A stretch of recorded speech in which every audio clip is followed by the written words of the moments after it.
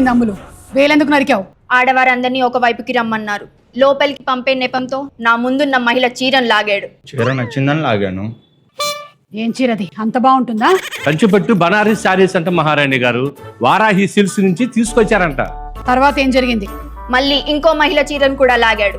ఆ చీర కూడా నచ్చింది. అదేం చీర? అది కూడా వారాహి సిల్క్స్ నుంచి తీసుకొచ్చింది. గద్వాల్ పట్టు చీర. ఈసారి నా చీర కూడా లాగబోయాడు. వేళ్ళు నరికేశా. అది కూడా వారాహి సిల్క్స్ చీరేనా? అవును మహారాణి గారు. అంతెందుకు, ఆ చీర చూడండి ఎంత బాగుందో.